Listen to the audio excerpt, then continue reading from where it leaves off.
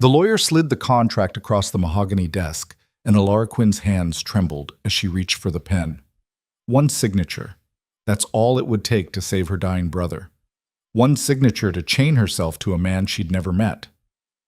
Adrian Voss sat across from her, cold as winter stone, his eyes holding nothing but calculated indifference. "Sign it," he said, his voice cutting through her last shred of hope. "Or walk away and let your family fall apart." She signed. And in that moment, she became a transaction, property, in a world where love was never part of the deal.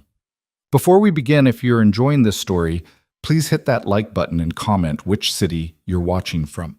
I'd love to see how far this journey reaches across the world. Now, let's dive into Alara's story. The hospital room smelled like disinfectant and desperation.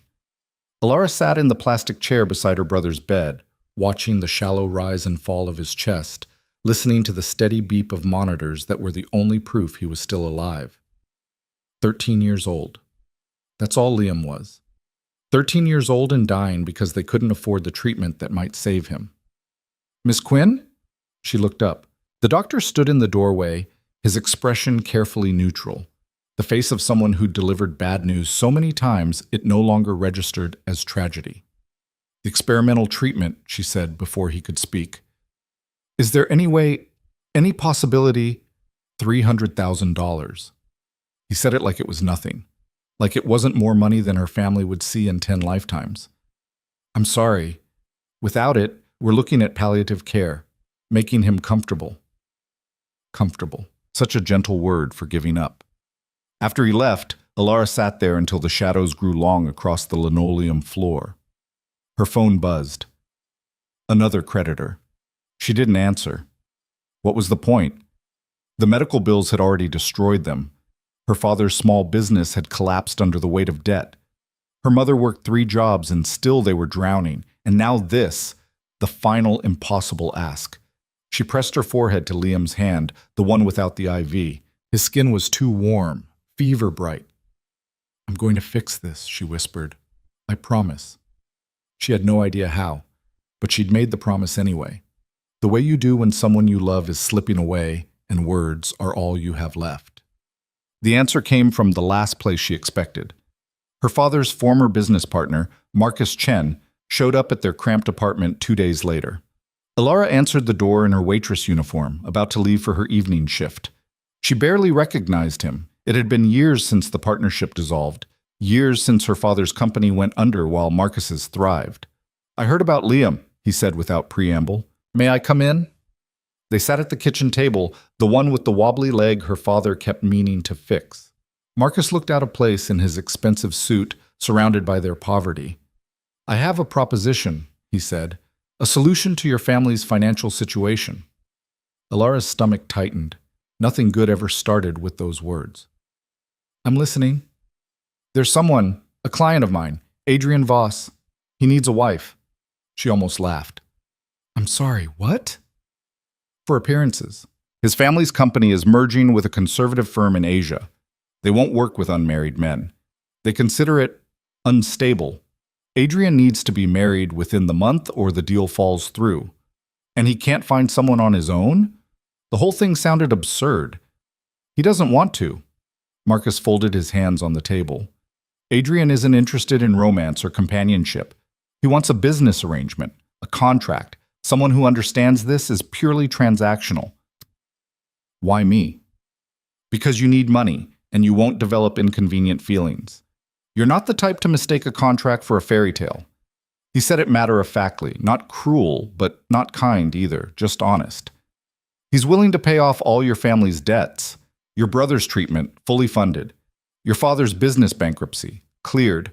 Your mother's credit cards, medical bills, everything. A clean slate." Alara's throat went dry. "In exchange for what?" "Marriage. 1 year minimum. You'll live in his home, appear at required social events, play the role of dutiful wife in public. In private, you maintain separate lives. At the end of the contract period, you'll divorce quietly. He'll provide a settlement of an additional $200,000. It sounded insane. Completely insane. "I need to think about it," she said. "You have 24 hours. After that, He'll find someone else. Marcus stood, straightening his jacket. I'm sorry it's come to this, Alara, but sometimes we do what we must for the people we love. After he left, she sat at that wobbly table for a long time. She met Adrian Voss in the law office of Whitmore and Associates, 48th floor, all glass and steel and money. The receptionist had looked at her twice, once when she walked in wearing her only good dress, second-hand and slightly too big, and once when she gave her name and the receptionist's expression shifted to something like pity. The conference room was enormous. Alara sat in a leather chair that probably cost more than her monthly rent, her hands folded in her lap to keep them from shaking. When Adrian walked in, she understood immediately why he'd needed to resort to a contract. He was handsome in that razor-sharp way that made people uncomfortable, all hard angles and controlled power, like violence wrapped in an expensive suit. Tall, dark-haired, with eyes the color of winter storms. But it wasn't his looks that would drive people away. It was the coldness that emanated from him like a force field, the absolute absence of warmth or welcome in his expression. He sat down across from her without offering his hand. Miss Quinn. Mr. Voss. Marcus explained the terms? Yes? And you understand this is strictly business? Yes. He studied her for a moment and she forced herself not to look away, even though everything in her wanted to. His gaze was dissecting, analytical, like he was calculating her worth down to the decimal point. You're very quiet, he said. You're very intimidating. Something flickered in his expression, surprise, maybe, that she'd said it out loud, but it vanished as quickly as it came. I don't need conversation, he said. I need compliance. You'll live in my home. You'll accompany me to business events. You'll be polite, presentable, and unobtrusive. In return, your family's financial problems disappear. And in private? In private, we are strangers who share an address. I have my life. You have yours. We don't interfere with each other. Alara looked at the contract sitting on the table between them.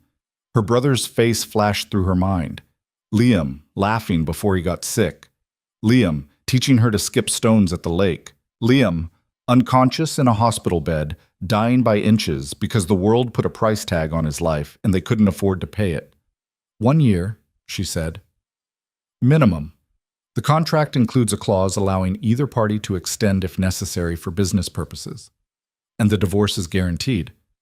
After the minimum period is fulfilled and all contractual obligations are met, yes. She picked up the pen. It was heavy, real gold, probably. Everything in this room cost more than she'd ever owned. There's one thing I need to add, she said.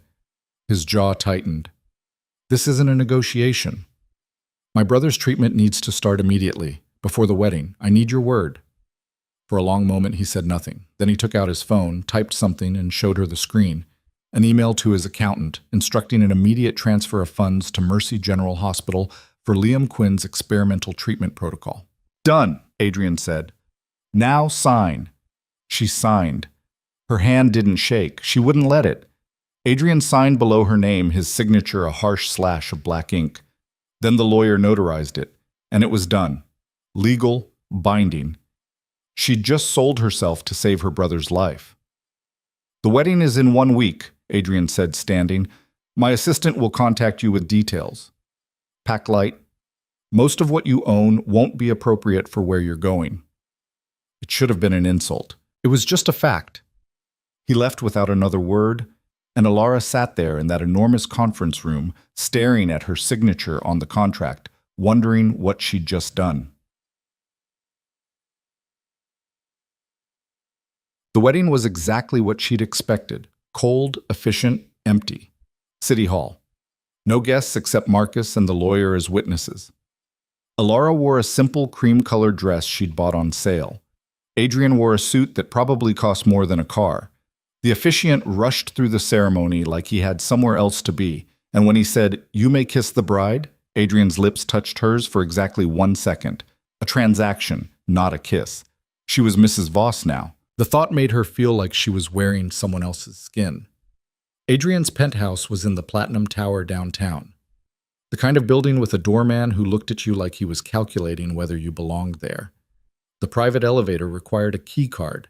Everything was security and silence and money that didn't need to announce itself because it was simply understood. When the elevator doors opened directly into the penthouse, Alara stepped into what felt like a museum. Floor-to-ceiling windows overlooked the city. Everything was white and black and chrome, beautiful in that sterile, untouchable way. No photographs, no personal items, no mess or warmth, or any evidence that a human being actually lived here. "Your room is down the hall," Adrian said, not looking at her. "Second door on the right. Stay out of my study.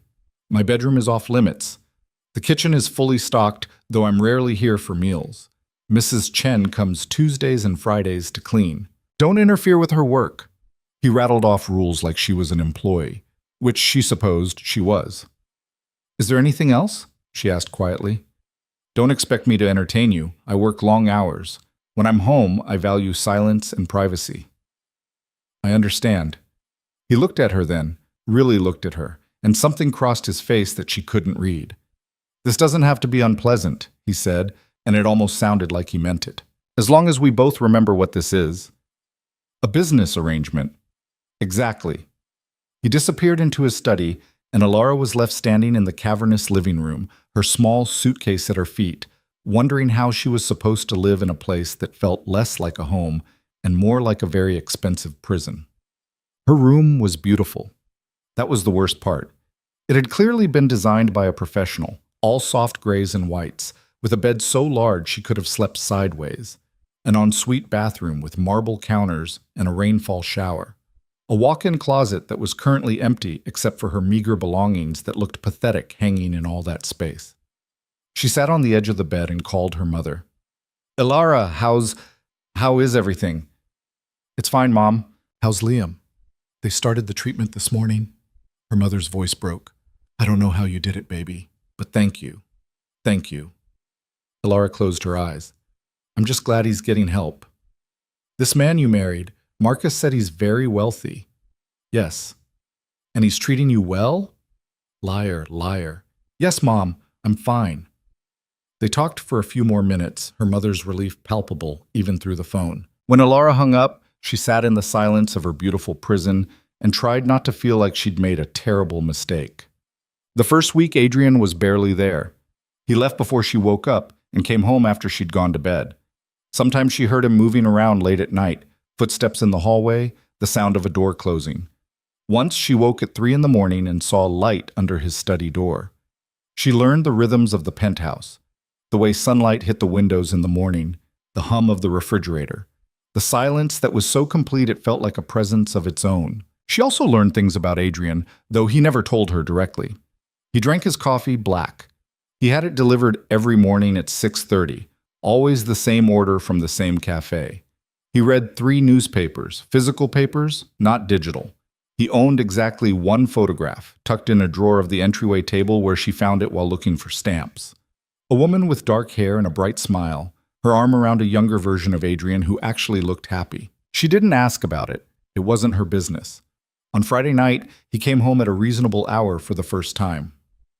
Alara was in the kitchen, attempting to cook dinner, something she'd done to feel useful, to fill the crushing silence. "What are you doing?" he asked from the doorway. She jumped, nearly dropping the wooden spoon. "Making dinner. I didn't know if you'd eaten. I eat at the office." "Oh." She turned back to the stove, embarrassed. "I'll just make enough for myself then." Silence. She could feel him watching her. "What are you making?"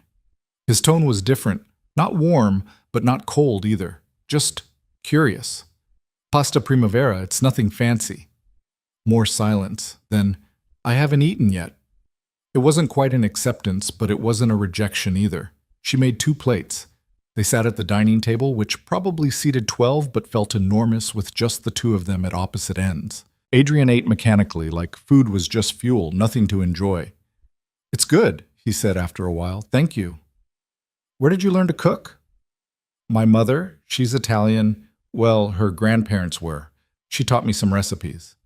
He nodded, but didn't say anything else. The silence stretched. Alara searched for something to say, anything to fill the space between them. "Your apartment is beautiful," she tried. "It's a penthouse."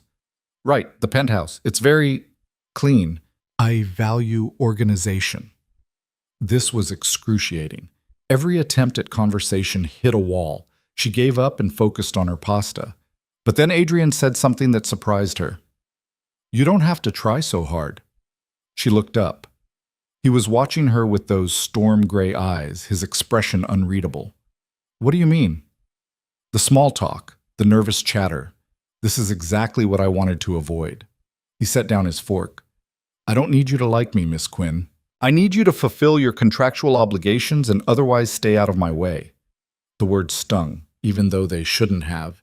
She'd known what this was. "Of course," she said quietly. "I apologize." "And stop apologizing. You haven't done anything wrong." "Sorry." She caught herself. Okay. Something almost like amusement flickered across his face, but it was gone before she could be sure.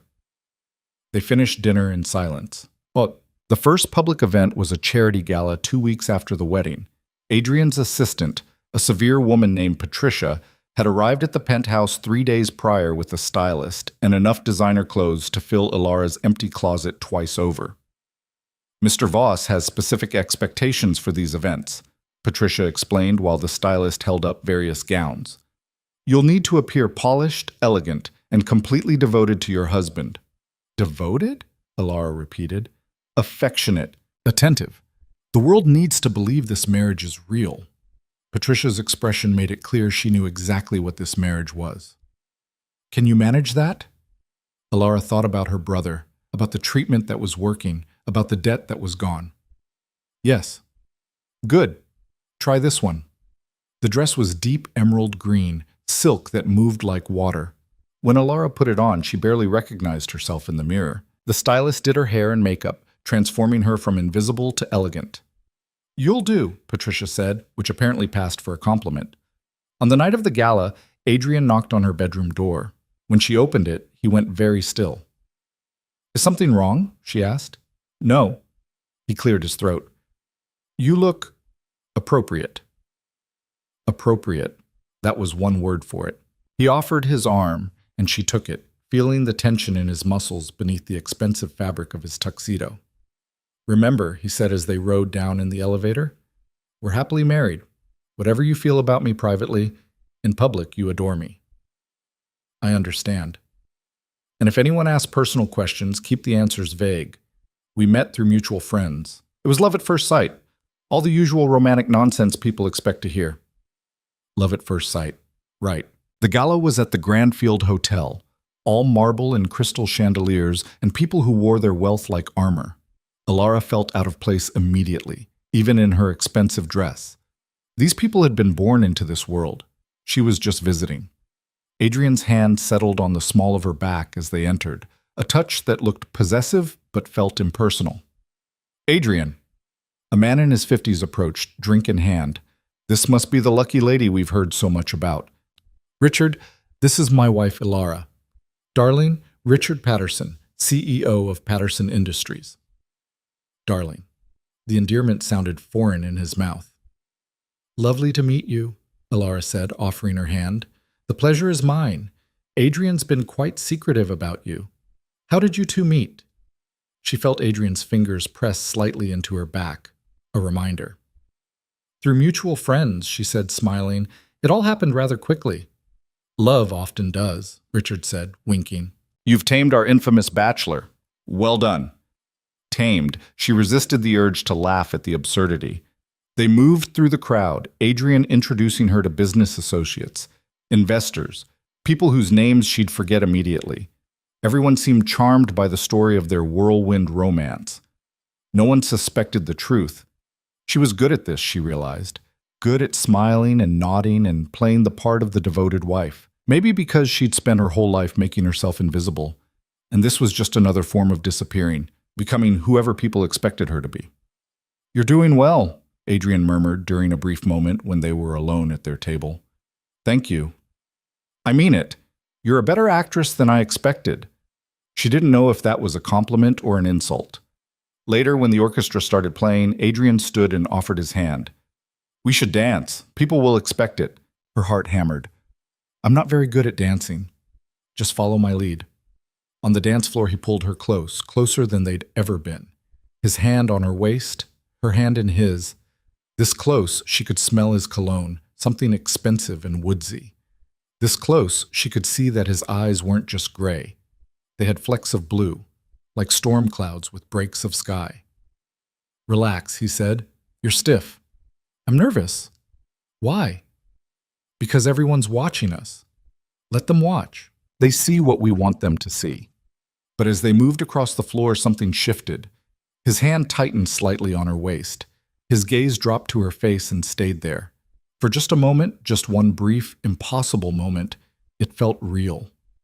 Then the song ended, and he stepped back immediately, the distance returning like a wall slamming down. "I need to speak with some investors," he said. "Mingle. I'll find you when it's time to leave." He disappeared into the crowd, and Alara was alone again. She made her way to the balcony, needing air, needing space from the performance. The city sprawled below, all lights and movement and life happening somewhere else. "Escaped already?" She turned. A woman stood in the doorway holding a champagne glass, her smile knowing. She was beautiful in that effortless way, blonde, perfectly dressed, completely comfortable in this world. "Just needed some air," Alara said. "I'm Vivian." She stepped onto the balcony. "Old friend of Adrian's." Something in the way she said "old friend" made Alara's stomach tighten. "Alara, but I suppose you already knew that." "Everyone knows that. Adrian Voss finally married. Quite the shock." Vivian studied her. "You're not what I expected." "What did you expect?" "Someone more polished. No offense." "None taken." "How long have you known him?" The question felt loaded. "A few months." "Interesting. He certainly kept you hidden." Vivian sipped her champagne.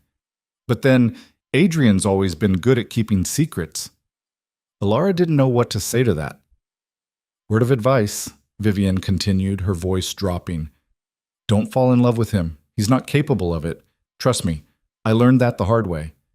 Before Alara could respond, Adrian appeared in the doorway. "Vivian," his voice was ice.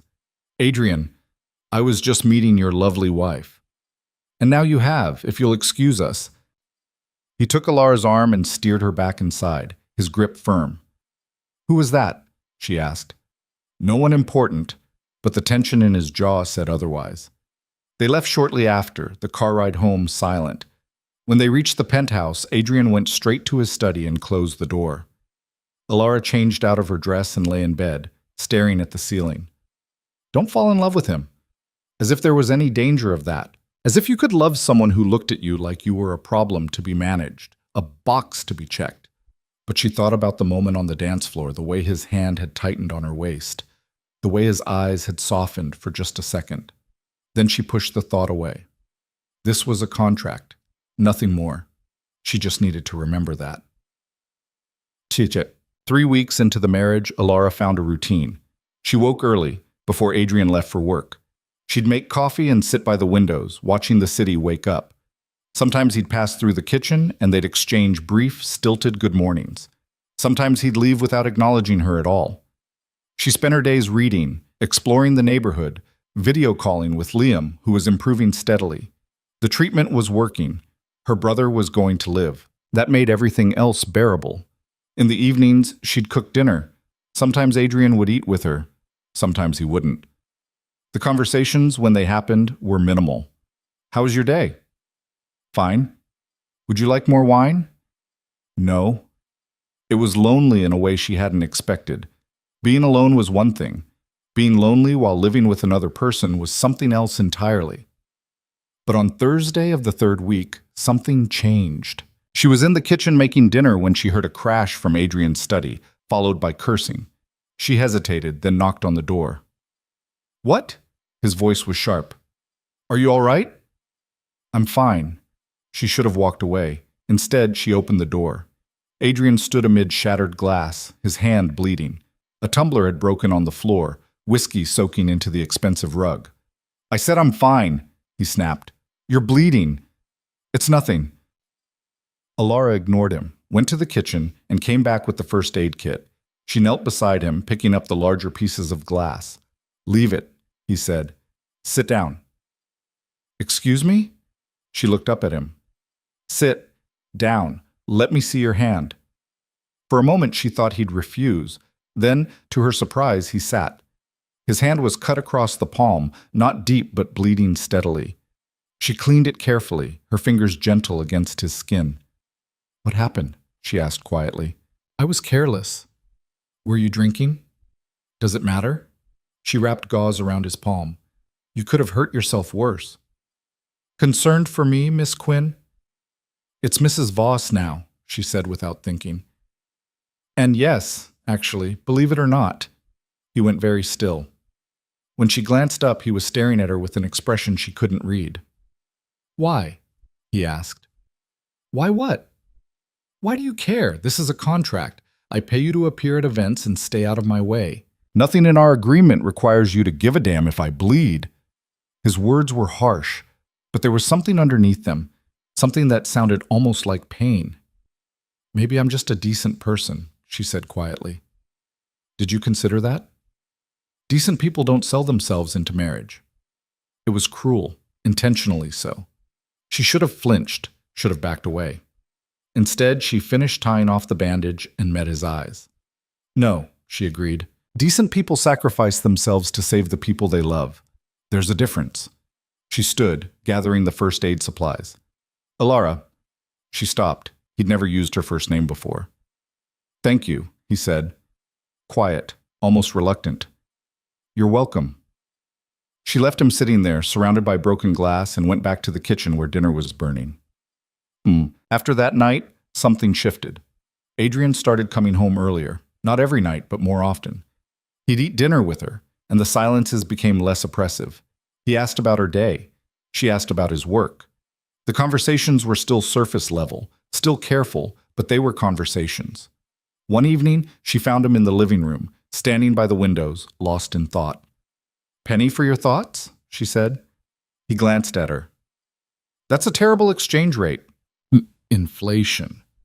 The corner of his mouth twitched. Was that almost a smile? "The merger's going through," he said. "The one I needed the marriage for." "That's good, isn't it?" "Yes." But he didn't sound happy about it. "Then why do you look like you're going to a funeral?" He was quiet for a long moment, then, "Because it means I've accomplished what I set out to do. And I'm not sure what comes next." It was the most honest thing he'd ever said to her. "Maybe that's not such a bad thing," Ilara offered. "Not knowing what comes next? Maybe it means you get to decide instead of just following the plan." He looked at her, really looked at her, and she felt something stir in her chest, something dangerous and entirely unwelcome. "You're an optimist," he said. "Someone has to be." "Why?" "The world doesn't reward optimism." "Maybe not, but cynicism is exhausting." He laughed, actually laughed. It was brief, barely there, but real. "Fair point." They stood there in comfortable silence, watching the city lights, and for the first time since she'd signed that contract, Alara didn't feel quite so alone. So, the package arrived on a Tuesday. Alara was home alone when the doorman called up. "Delivery for Mrs. Voss." She wasn't expecting anything. When she opened the door, the delivery man handed her a long white box tied with ribbon. Inside were white roses, a dozen of them, perfect and pristine. No card. She set them on the kitchen counter, confused. Wrong address, maybe? She texted Adrian to ask if he was expecting flowers. His response came quickly. "They're for you." Her heart did something complicated in her chest. Why? 3 dots appeared, then disappeared. Then, "You cleaned my study after I broke the glass. I never thanked you properly." She stared at the message, at the flowers, at this strange gesture from a man who'd made it clear he wanted nothing from her but distance. "You didn't have to do that," she typed. "I know." She touched one of the roses, soft petals against her fingertips, and tried to ignore the warmth spreading through her chest. This was a contract, nothing more. But the flowers said otherwise. That night, Adrian came home carrying takeout from an expensive Italian restaurant. "I thought we could eat together," he said, almost awkward. "If you haven't made plans." "I haven't." They sat at the dining table, still at opposite ends, but it felt less distant than before. "Thank you for the flowers," she said. "You're welcome." White roses are my favorite. I know. She blinked. How did you know that? You mentioned it. At the gala, when we were talking to the mayor's wife, she asked about your wedding bouquet, and you said you would have chosen white roses if it had been a real wedding. He'd remembered. He'd been paying attention. I didn't think you heard that, she said quietly. I hear most things. They ate in silence for a while. Then Alara said, Can I ask you something? Depends on the question. The woman in the photograph, in the entryway table drawer, who is she? Adrian's fork stopped halfway to his mouth. For a moment, she thought he wouldn't answer. Someone I used to know, he finally said. Someone important? Once. His jaw tightened. A long time ago. What happened? She died. The words were flat, emotionless, but Alara heard everything underneath them. The grief, the anger, the guilt. I'm sorry, she said. Don't be. It was years ago. But years didn't matter when it came to loss. Alara knew that. Some wounds never fully healed. Is that why? She started, then stopped. Why what? Why you wanted a contract marriage instead of a real one? He set down his fork. Among other reasons. You don't think you'll ever want something real? I think real is overrated. People confuse chemistry for compatibility, passion for commitment. They build their lives on feelings that fade, and then they're surprised when everything falls apart. That's incredibly cynical. It's realistic. It's sad. His eyes flashed. You think I'm sad? I think you're lonely. There's a difference. I'm not lonely. I'm selective. You're isolated, she corrected gently. There's a difference there, too. For a long moment, he just stared at her. Then he stood abruptly. I have work to do. He left his half-finished dinner and disappeared into his study. Alara sat alone at the table, wondering if she'd pushed too far, crossed a line she wasn't supposed to cross. But later that night, when she passed his study door, she heard something that made her stop. Music. Soft and melancholic, drifting through the gap beneath the door. She stood there listening, and she understood something about Adrian Voss that she hadn't before. He wasn't made of ice. He'd just learned to freeze everything before it could hurt him. And somehow, without meaning to, she'd started to thaw. The music became a pattern. Every night around 11, after he thought she'd gone to bed, Alara would hear it drifting from his study. Always classical. Always melancholic. She started recognizing pieces. Chopin, Debussy, Rachmaninoff. Music that felt like longing translated into sound. She never mentioned it. Some things weren't meant to be acknowledged, but she started leaving her door open just a crack, listening in the dark, wondering what memories those songs conjured for him, wondering about the woman in the photograph, about the life Adrian had lived before he'd built these walls around himself. By the end of their second month living together, they'd developed an unspoken rhythm. Adrian would come home around 7. They'd eat dinner together more often than not. The conversations remained surface level, but they were easier now, less forced. He asked about her brother one evening, surprising her. How's Liam doing? Better. The doctors are cautiously optimistic. She set down her wine glass. He's responding to the treatment better than they expected. That's good. It's because of you. The treatment, I mean. None of this would be possible without... Don't! His voice was sharp. Don't make me into something I'm not. I wasn't trying to... I'm not a hero, Alara. I made a business transaction. You needed money, I needed a wife. That's all this is. The words stung more than they should have. She'd been thinking the same thing for weeks, but hearing him say it so bluntly felt like a slap. Of course, she said quietly. I apologize for overstepping. He looked like he wanted to say something else, but instead he stood abruptly. I have calls to make. After he left, Alara sat alone at the table, the half-eaten meal between them, feeling like evidence of something that wasn't quite working. She was starting to see cracks in his armor, starting to understand that beneath all that ice was someone hurting. But every time she got close, he'd retreat. She couldn't figure out if he was protecting himself or protecting her. Maybe both. That night, there was no music from his study. Just silence, heavy and complete. The next morning, she found another bouquet of white roses on the kitchen counter. No note, no explanation. Just flowers, like an apology he couldn't speak out loud. She pressed her fingers to one of the petals and tried not to feel anything at all. The second gala came 3 weeks later. This one was bigger, a fundraiser for children's hospitals, black tie, 500 guests. Patricia had delivered another designer gown. This one, midnight blue with a plunging back. Mr. Voss specifically requested this one, Patricia said, which surprised Alara. She didn't think Adrian noticed what she wore, but when she emerged from her room that evening, he stopped mid-step in the hallway. His eyes traveled over her slowly, something unguarded flickering across his face before the mask slammed back into place. "You look presentable," he said. "You already used that word last time." "Then you look acceptable." "Still not a compliment." "Fine. You look beautiful." "Better?" The word sounded almost angry, like he resented having to say it. But he'd said it. In the car, he was tense, his jaw tight, his hands restless. "Are you all right?" she asked. "Why wouldn't I be? You seem on edge." "I'm always on edge before these things." "Why?" He glanced at her. "Because I have to pretend to be someone I'm not for 4 hours. It's exhausting." "You mean you have to pretend to be happy?" "Among other things." She wanted to ask what other things, but they'd arrived at the venue. The moment the car door opened, Adrian's entire demeanor shifted. The tension melted away, replaced by smooth confidence. He helped her out, his hand warm on hers, and smiled at the photographers like he'd been smiling all day. It was remarkable, really. The transformation. Like watching someone put on a costume.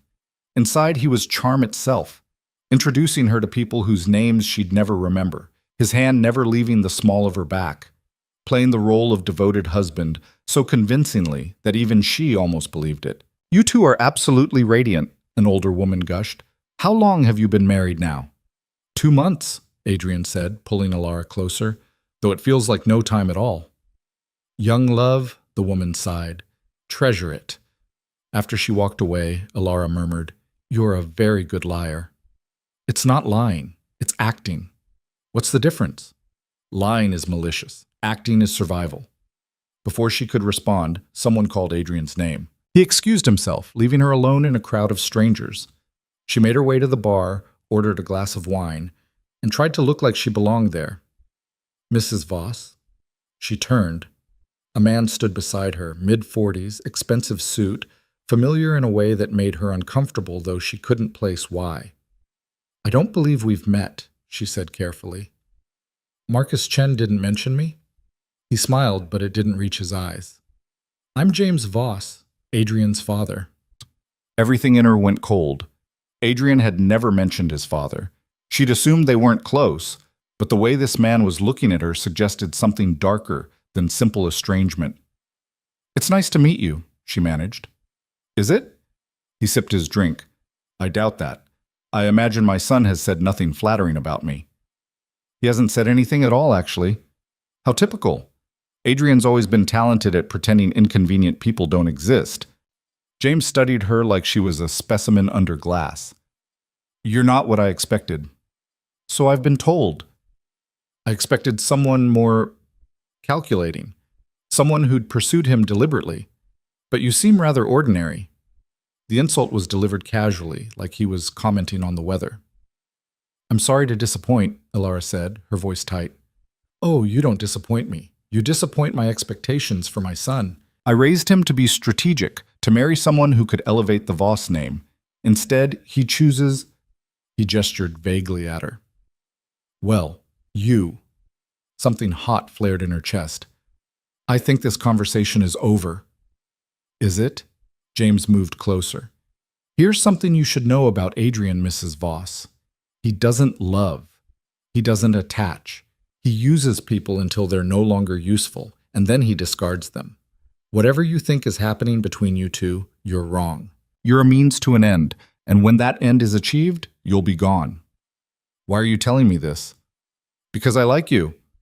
His smile was cold. "You seem sweet, naive, and I'd hate to see my son destroy you the way he destroys everything he touches." Before she could respond, Adrian appeared at her elbow. "Father," the word was ice. "I didn't realize you were attending tonight." "I'm on the board. Of course I'm attending."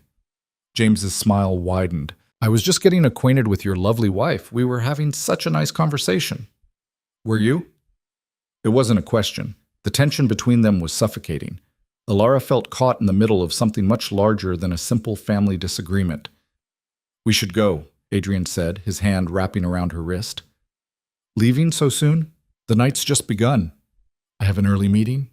"Always working, just like I taught you." James raised his glass in mock salute. "Lovely to meet you, Ilara. I'm sure we'll see each other again." Adrian pulled her away before she could respond, his grip tight enough to hurt. They didn't speak until they were in the car, the city lights blurring past the windows. "What did he say to you?" Adrian's voice was dangerous. "Nothing important. Don't lie to me." She turned to look at him. His jaw was clenched so hard she could see the muscle jumping. His hands were fists. "He said you don't love anyone, that you use people and discard them." She paused. "He said I'm just a means to an end." Adrian said nothing for a long moment. Then, "He's not wrong." The admission hurt more than it should have. "Is that really what you think?" she asked quietly. "It's what I know. It's what he taught me. That's a horrible way to live. It's safe. It's lonely." He turned to her then, his eyes blazing. "You don't know anything about me. You don't know what I've been through, what I've lost. You think you can fix me with your optimism and your white roses and your home-cooked meals, but you can't. I'm not broken, Alara. I'm built this way." "I don't think you're broken," she said. "I think you're scared." "Of what?" "Of feeling something real and losing it again." He laughed, harsh and bitter. "Psychology now? Is that what this is?" "It's observation." "Well, observe this." He leaned closer, his voice dropping. "Whatever you think you see in me, it's not real. I'm exactly who my father says I am. I use people. I don't care. And when our contract is up, you'll leave and I'll feel nothing. Understand?" She should have flinched, should have looked away. Instead, she held his gaze. "I don't believe you." "Then you're a fool." They didn't speak for the rest of the drive.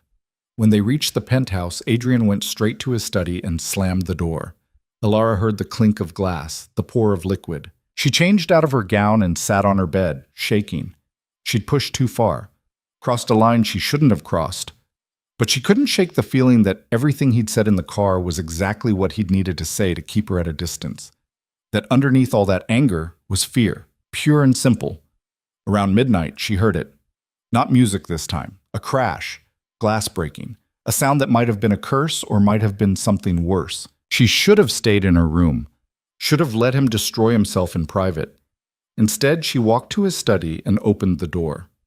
Adrian sat on the floor, his back against the desk, surrounded by broken glass and spilled whiskey. His tie was gone, his shirt unbuttoned. He looked up when she entered, his eyes unfocused.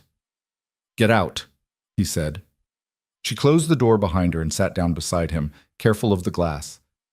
"I said get out." "I heard you." "Why are you still here?" "Because you're hurting." He laughed, the sound ragged. "You don't know what hurting is." "My brother almost died. My family lost everything. I sold myself into marriage to save them. Don't tell me I don't know what hurting is." He turned to look at her, and for the first time since she'd met him, his mask was completely gone. What she saw underneath broke her heart. "Her name was Catherine," he said quietly. "The woman in the photograph." Lara waited, not speaking. "We were engaged. I was 25, stupid, believed in all the things you believe in. Love, partnership, forever." He picked up a piece of broken glass, turning it over in his palm. "She had a heart condition, something congenital. We knew about it, but the doctor said it was manageable. We were planning the wedding when she collapsed one night, just dropped. By the time the ambulance arrived, she was gone. Adrian, my father, came to the hospital, stood there looking at her body and said, 'This is what happens when you let yourself care. You give people power to destroy you.' And I realized he was right. Caring had destroyed me. Loving her had destroyed me. So I decided I'd never do it again." Alara's throat was tight. "That's not living. It's surviving. There's a difference." "Is there?" He dropped the glass. "Because from where I'm sitting, living just means giving the world more ammunition to hurt you." She reached for his hand, the one that was still bandaged from when he'd cut it weeks ago. He didn't pull away. I'm sorry you lost her, she said softly. I'm sorry your father made you believe that caring was weakness. But he was wrong, Adrian. Caring isn't what destroyed you. Losing her is what destroyed you. And refusing to care again isn't protecting you. It's just a different kind of dying. You don't understand. Maybe not. But I understand loneliness. And I understand being afraid.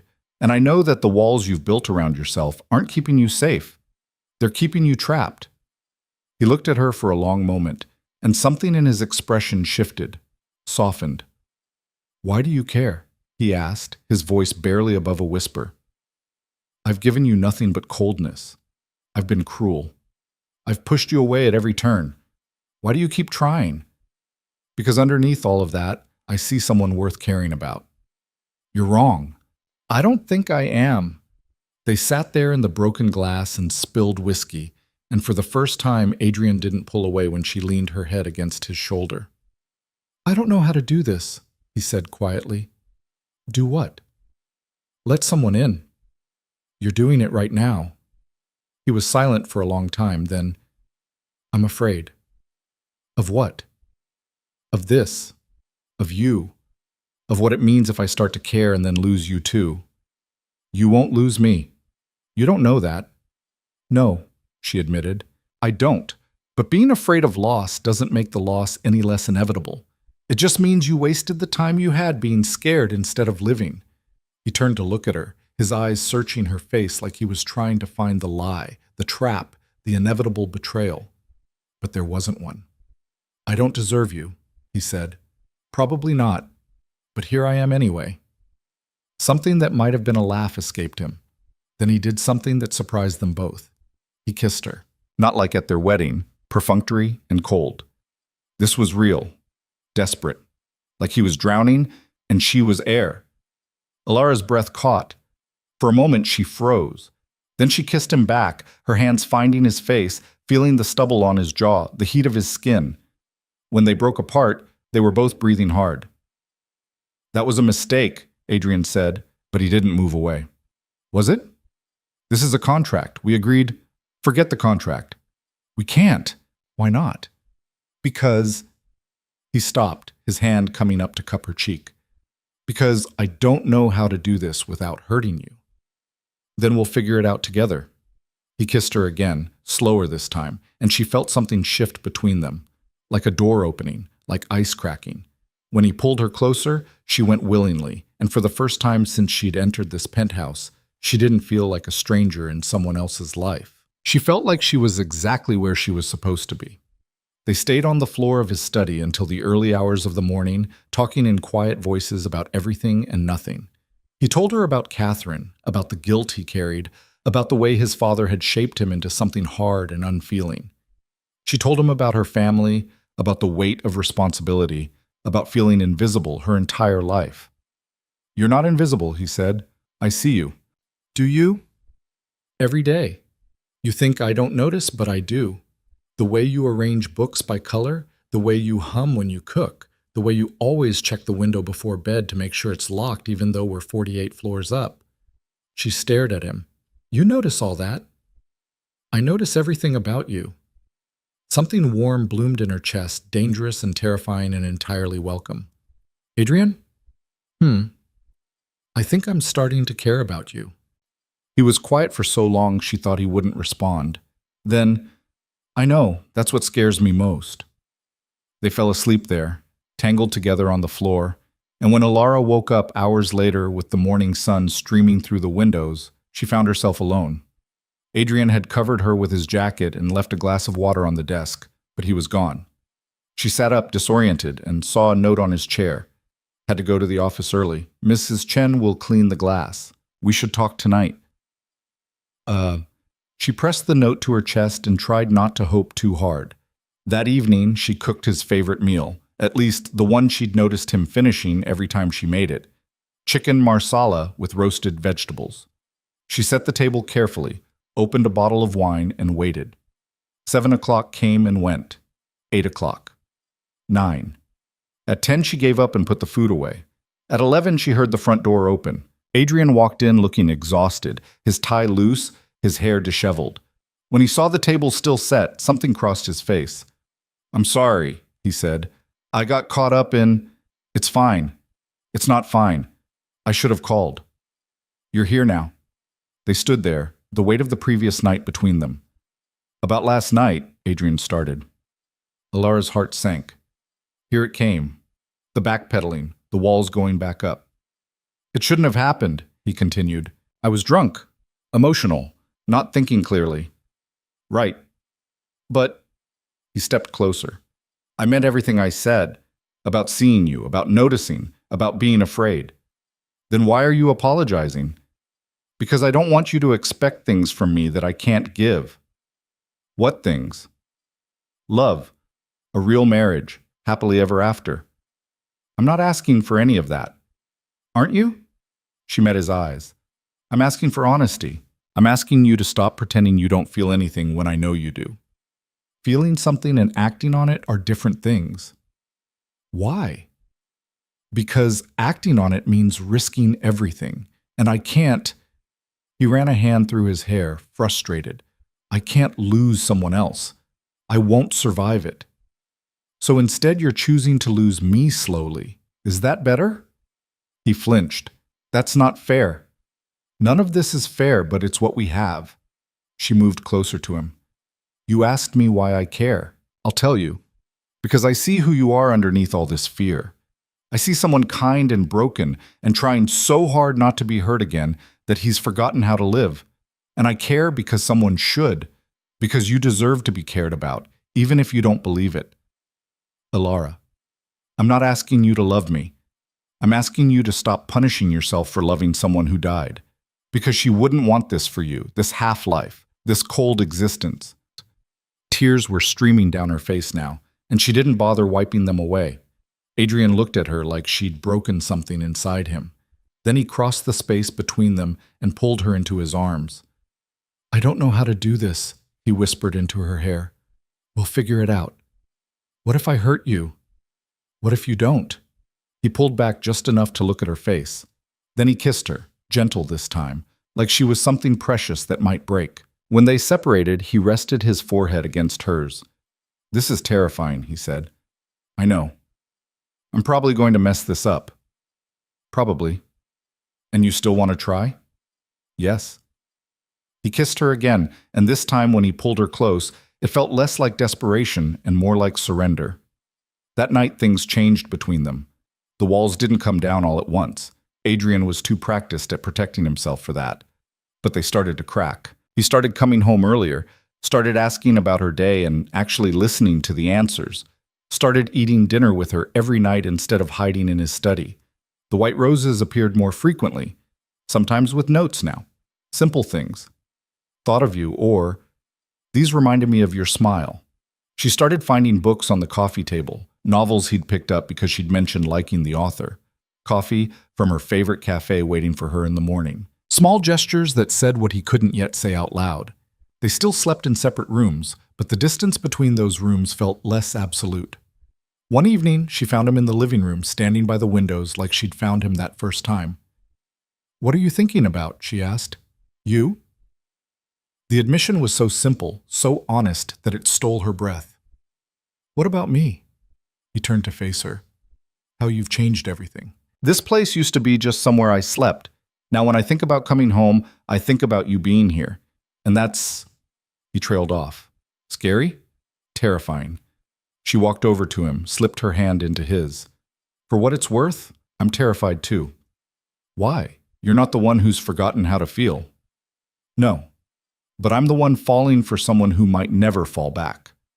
His hand tightened on hers. "Alara, you don't have to say anything. I just wanted you to know." They stood there in the city lights, and something passed between them. An understanding, maybe. An acknowledgement that whatever this was becoming, there was no going back. Later that night, she heard the music again. But this time, it wasn't melancholic. It was Vivaldi. Spring. Something hopeful. She fell asleep smiling. The shift in their relationship didn't go unnoticed. Patricia commented on it when she came by with details for an upcoming business dinner. "You two seem different," she said carefully. "Different how?" More natural, less like you're acting. Patricia studied her. Be careful, Mrs. Voss. Of what? Of forgetting this is temporary. Contracts end. Feelings don't, not always. And I've seen what happens when people confuse the two. After she left, Ilara sat with those words. Temporary, right. This was always meant to be temporary, but it was starting to feel permanent. That scared her more than anything. The warning from Patricia stayed with Ilara like a bruise she kept pressing on. She tried to ignore it, tried to focus on the small victories. Adrian smiling more, the conversations that lasted past dinner, the way he'd started reaching for her hand without thinking about it first. But in quiet moments, usually late at night when she couldn't sleep, the truth would settle over her like cold water. This was temporary. She'd signed a contract that said so in black and white. The problem was, her heart hadn't read the fine print. 3 months into the marriage, Liam was declared in remission. Her mother called sobbing with relief, and Ilara sat on her bedroom floor crying too, overwhelmed by gratitude and guilt in equal measure. Her brother was alive because she'd sold herself. Some days that felt noble. Other days it felt like she'd traded one kind of prison for another. Except this prison had started to feel like home. Adrian found her still sitting there an hour later, her phone clutched in her hand, tears drying on her face. What's wrong? He was beside her immediately, his hand on her shoulder. Is it Liam? He's in remission. Adrian went very still. That's incredible news. I know. Then why are you crying? She looked up at him, this man who'd bought her like a commodity and somehow become the person she thought about first thing every morning. Because I keep forgetting this isn't real, and then something like this happens, and I remember what it cost to get here. Understanding crossed his face. He sat down beside her, close enough that their shoulders touched. Do you regret it? He asked quietly. No. Yes. I don't know. She wiped her eyes. I regret that it was necessary. I don't regret that Liam's alive. And the rest of it? She knew what he was really asking. Did she regret him? No, she said. I don't regret the rest of it. His hand found hers, fingers interlacing. They sat there in silence, and Ilara tried not to think about how many days they had left before the contract's minimum term was up. Tried not to count down to the moment when he could walk away and she'd have no reason to stay. I need to tell you something, Adrian said after a while. Her stomach dropped. Okay. My father's been calling. He wants to have dinner. All three of us. Why? I don't know. Probably to intimidate you some more. He's good at that. Adrian's jaw tightened. We don't have to go. Will it cause problems if we don't? Probably. She squeezed his hand. Then we'll go. He looked at her like she'd just volunteered to walk into a fire. You don't know what you're agreeing to. So tell me. He was quiet for a long moment, his thumb tracing circles on the back of her hand. My father is the reason I am the way I am. Cold. Controlling. He raised me to believe that emotions were weaknesses to be eliminated. That love was a liability. When Catherine died, he saw it as proof that he'd been right all along. He sounds like a terrible person. He's brilliant and ruthless and completely devoid of empathy. And for most of my life, I wanted nothing more than to make him proud. Adrian's voice was bitter. Pathetic, right? Human. He glanced at her. You always do that. Do what? Make me feel less broken than I am. You're not broken, Adrian. You're just hurt. Same thing. It's really not. He leaned his head back against the wall, his eyes closed. He's going to try to destroy this. Whatever we're building. He'll see it as weakness, and he'll go after it. Let him try. You say that now. I mean it. She shifted to face him. I'm not afraid of your father. You should be. Well, I'm not. And I'm not going anywhere. He opened his eyes, searching her face. You can't promise that. Why not? Because we have a contract, an end date. When the year is up, the contract has an extension clause, she reminded him. Either party can choose to extend. For business purposes. Does it specifically say it has to be only for business purposes? He blinked. I don't remember. Maybe we should check. Something that looked dangerously close to hope flickered across his face. Then it was gone, replaced by his usual careful control. "We should get ready," he said, standing and offering his hand. "We're meeting him at 8. But his hand stayed in hers longer than necessary, and when he looked at her, there was something in his eyes that made her chest ache. The restaurant James Voss had chosen was the kind of place where they didn't list prices on the menu because if you had to ask, you couldn't afford it. Elara wore a black dress that Patricia had insisted was armor for battle, and she was starting to understand why. James was already seated when they arrived, a scotch in front of him, his expression carved from stone. He stood when they approached, but the gesture felt perfunctory rather than polite. "Adrian. Elara." He nodded at them. "Please, sit." The meal started civil enough. James asked about the business, about the merger that had finalized successfully. Adrian answered in clipped sentences, his hand occasionally finding Elara's under the table, like he was checking to make sure she was still there. It wasn't until dessert arrived that James showed his teeth. "I've been hearing interesting things," he said, swirling his scotch. "Rumors, really, about you two." "What kind of rumors?" Adrian's voice was carefully neutral. "That this marriage might not be as strategic as I was led to believe." Elara felt Adrian tense beside her. "I don't know what you're talking about," Adrian said. "Don't you?" James leaned back, his eyes moving between them. "See, I was under the impression this was a business arrangement, a necessary transaction to close the merger. But my sources tell me you've been playing house, coming home early, eating dinner together like a real married couple." He smiled, sharp as a knife. "Getting attached." "Your sources need better hobbies," Elara said before she could stop herself. James's attention swung to her. "Speak when spoken to, dear." "She can speak whenever she wants," Adrian said, his voice hard. "Can she?" "That's new for you, letting someone have a voice." "What do you want, Father?" "I want to make sure you remember what this is. A tool, a means to an end, nothing more." "You've made your position clear." "Have I? Because from where I'm sitting, it looks like you're repeating old mistakes." James's eyes were cruel. "Catherine destroyed you. Are you really going to let this girl do the same?" Adrian's hand clenched around his glass so hard Elara thought it might shatter. "Don't," Adrian said, his voice deadly quiet. "Don't bring her into this." "Why not? She's relevant. You loved her, she died, and you fell apart. Took you years to rebuild yourself. Now here you are, making the same mistake with—" He gestured dismissively at Elara. "Her! You don't know what you're talking about." "Don't I?" James leaned forward. "You think I haven't noticed the change in you? You're softer, distracted, weak, and all because you've developed feelings for a woman you bought like a piece of furniture." Elara flinched. The words hit exactly where they were meant to. "That's enough," Adrian said, standing abruptly. "We're leaving. Sit down." "No. I said sit down." James's voice cracked like a whip. "We're not finished." "Yes, we are." Adrian threw money on the table. Too much, probably, but he clearly didn't care. "Stay the hell away from us. From her. I mean it." He grabbed Elara's hand and pulled her toward the exit. Behind them, James called out, "She'll destroy you, Adrian, just like the last one did. And when she's gone, don't come crying to me."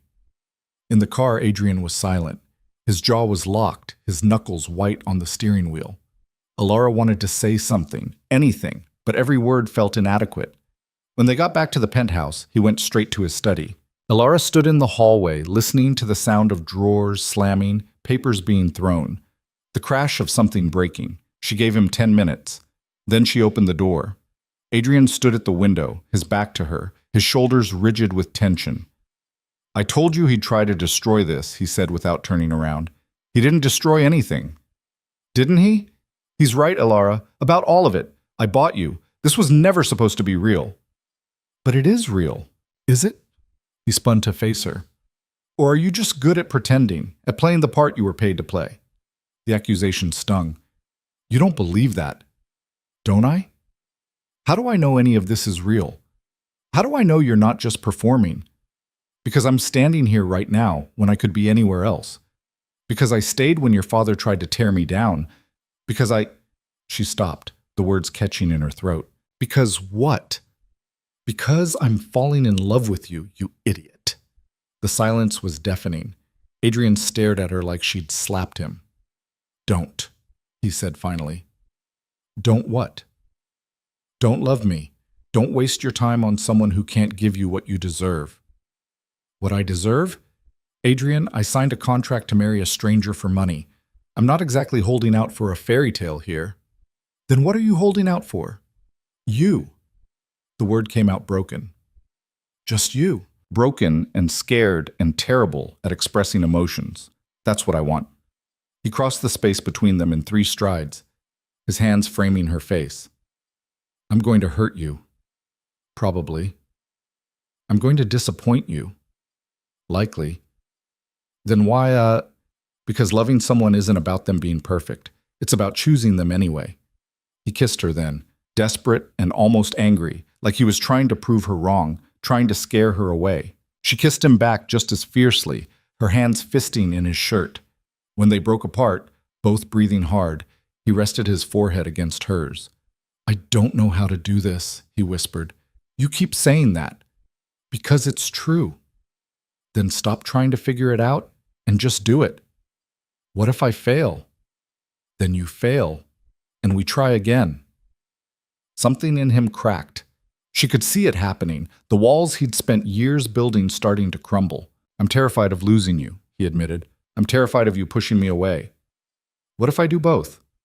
Then I'll be here anyway, being annoying and making pasta and leaving lights on in rooms I'm not using. A laugh escaped him, surprised and genuine. You do leave every light on. I'm afraid of the dark. I know, I noticed. You notice everything. Only about you. They stood there holding each other, and Alara felt something settle in her chest. This was real. Whatever his father said, whatever the contract specified, this was real. That night, Adrian didn't retreat to his study. Instead, he followed her to her room and sat on the edge of her bed. Can I stay? He asked, and the vulnerability in his voice nearly broke her. Of course. They lay there fully clothed, facing each other in the dark. His hand found hers between them. Tell me about Catherine, she said softly. He was quiet for so long she thought he wouldn't answer. She was everything I wasn't, he finally said. Warm, open. She could walk into a room and make everyone feel seen. I never understood what she saw in me. Maybe she saw what I see. Which is? Someone worth loving. His hand tightened on hers. I proposed to her in the rain. Stupid and impulsive and completely unlike me. She said yes before I even finished asking. We were supposed to get married in the spring. His voice cracked. She died in January. I'm so sorry. I blamed myself for months. If I hadn't pushed her to come to that business dinner, if I'd noticed she wasn't feeling well, It wasn't your fault. Logically, I know that. But logic doesn't help much when you're standing at someone's grave. Alara moved closer, resting her head against his chest. His arm came around her automatically. She'd hate what you've become, she said gently. This closed-off version of yourself. I know. Do you think she'd want you to be happy? Yes. Then maybe you should try. He pressed a kiss to the top of her head. I'm trying. They fell asleep like that, tangled together, and when Alara woke in the middle of the night, she found Adrian watching her. Can't sleep? She murmured. I keep thinking you're going to disappear. I'm not going anywhere. You say that now.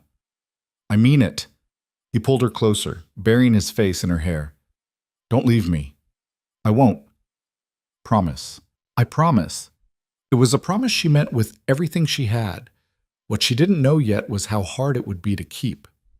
The weeks that followed were the happiest Alara had been since moving into the penthouse.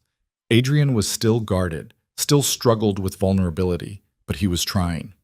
He came home for dinner every night, started asking her opinion on business decisions.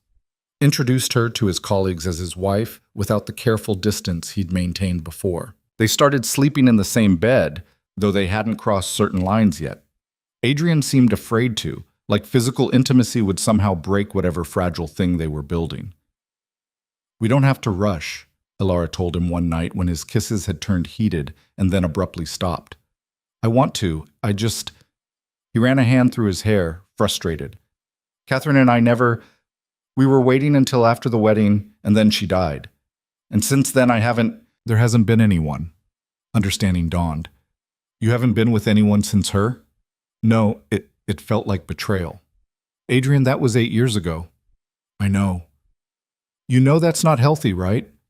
I'm aware. She took his hand, lacing their fingers together. There's no timeline here. We move at whatever pace you need. What if I'm never ready? Then we figure it out. He looked at her like she was some kind of miracle. How are you real? I ask myself the same thing about you. He kissed her then, soft and sweet, and whispered against her lips. Thank you. That night, he held her close, and for the first time in years, Adrian Voss slept through the night without nightmares. But peace never lasted long in their world. The threat came from an unexpected direction. Alara was having lunch with her mother when her phone buzzed. A text from an unknown number. We need to talk about Adrian. Meet me at Café Noir, 2 p.m. Come alone. V.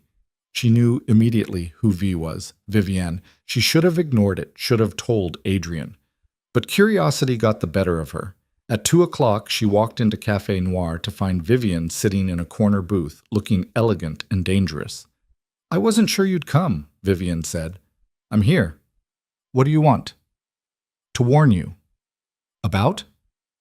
Adrian's father contacted me. Offered me money to help break up your marriage. Alara's blood went cold. And you're telling me this because I turned him down, but others won't. Vivienne leaned forward. James Voss will do anything to keep Adrian under his control. Anything. And you're a threat to that control. What does he want you to do? Plant seeds of doubt, make you question Adrian's feelings, convince you to leave before the contract's up. She paused. He has a file on you, everything, your family's debts, your brother's illness. He knows exactly how to hurt you. Why are you telling me this? Because I loved Adrian once. Still do in some ways, and I've never seen him as happy as he's been these past few weeks. Whatever you two have, it's real, and James will destroy it if you let him. Alara's mind was racing. What should I do? Hold on, don't let him get in your head, and tell Adrian. He needs to know what his father's planning. After Vivienne left, Alara sat there trying to process everything. James was coming after them, after her specifically, and he was using her family as ammunition. She needed to tell Adrian. But when she got home, she found something that changed everything. A file on the kitchen counter. Thick manila folder with her name on it. Inside were documents, financial records, medical reports about Liam, photos of her family. And at the bottom, a contract amendment. A clause that would extend the marriage indefinitely, with a substantial financial penalty if either party sought divorce. And it was dated 3 weeks ago. Before he'd started being vulnerable. Before he'd said he was trying. Her hands shook as she read it. This wasn't about feelings. This was about control. About keeping her locked in place. She heard the door open behind her. You're home early, Adrian said. Then he saw the file. His face went white. Alara, what is this? It's not what you think. Really? Because it looks like you were planning to trap me in this marriage before you ever pretended to have feelings. I wasn't pretending. Weren't you? This is dated 3 weeks ago, Adrian, before any of... She gestured between them. This happened. I was protecting myself. By making sure I couldn't leave. That's not protection, that's imprisonment. You don't understand? Then explain it to me. Her voice broke. Explain why you do this after everything you said about not being your father, about trying to be better. He looked stricken. I was scared. You were getting close, and I panicked, and I drafted that amendment to make sure I was stuck with you. To make sure you wouldn't leave before I figured out how to ask you to stay. The words hung in the air between them. What? She whispered. I drafted it because I was falling for you, and I didn't know how to tell you. Because every defense mechanism I have was screaming at me to lock you down, to make sure you couldn't walk away. He ran his hands through his hair. I know how it looks. I know it's controlling and manipulative and exactly what my father would do. But I swear to you, I never filed it. I couldn't. Because you were right about all of it. That's not love. That's fear. She looked down at the document again, unsigned. unfiled. Where did this come from? She asked. I don't know. It should be in my safe. Understanding crashed over them both at the same time. Your father, she said. Adrian's face went dark. He has people everywhere, keys to places he shouldn't have access to. He moved toward her. Alara, I swear to you I was never going to use this. I wrote it in a moment of panic, and then I couldn't bring myself to destroy it because part of me was still so terrified you'd leave. You should have told me. I know. I was going to. I just didn't know how. She wanted to believe him. Every part of her wanted to believe him. How do I know this isn't just another manipulation? She asked, hating how small her voice sounded. You don't. He stopped a few feet away from her. You can't. That's what makes trust so terrifying. You have to take a leap of faith. Your father said you use people and discard them. He's right. I did. For years, that's exactly what I did. And now I'm trying to be someone different, someone worthy of you. He took a breath. But I can't prove that with words. I can only prove it with time, with choices, and I understand if you don't want to give me that chance. Alara looked at the file, at the man standing before her, at the crossroads she'd reached.